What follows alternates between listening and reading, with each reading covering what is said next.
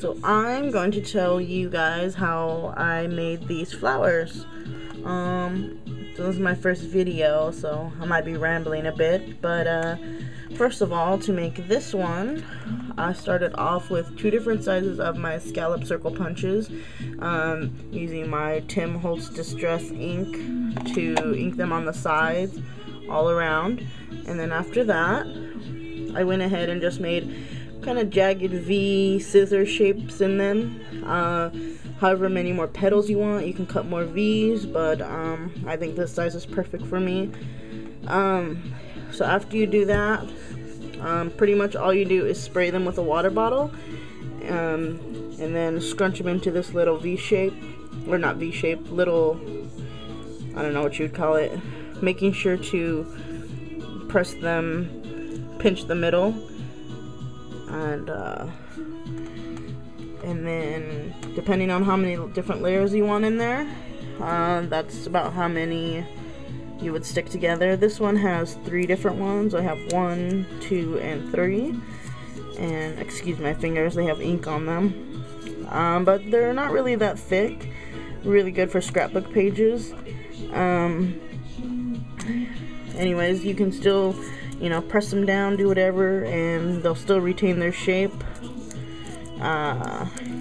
And for this one, I actually tried using my daisy punch. I used 2 different sizes as well. This one's just the smaller one. And then I just finished them off with rhinestones. I'd adhered them with little glue dots in the middle. Also, there's some other different kind of flowers I was making. Let's see. I made this one just using a variety of flower punches. These are my Sizzix die cuts, and I just twirled them, pinched them, curled them, and you know. And also, I made this little rose. Tried anyway. I'm not really good at making roses. And also, lastly, I made this little flower. I know it's kind of ugly, but I was just trying to use my scraps, and pretty much what I did is I just pinched these ends together, kind of in between my fingers, making the little V shape at the end. But anyways, I didn't like the colors that I used, so I ended up spray painting them.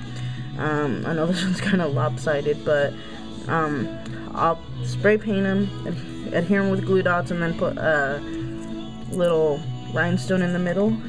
And depending on how many petal sizes you want, I would just use different punches, but for the middle I used this little one. I don't know what it's called, but it's from Friskers. But then you'll have this little fun bunch of flowers here. It's kind of ideas for you. Also, they look really good on scrapbook pages. I'm going to show you one that I did earlier using spray painted flowers. So here is one. Can't really see it that well, but I'll get a close-up on the flowers. Won't look too bad, but there you go.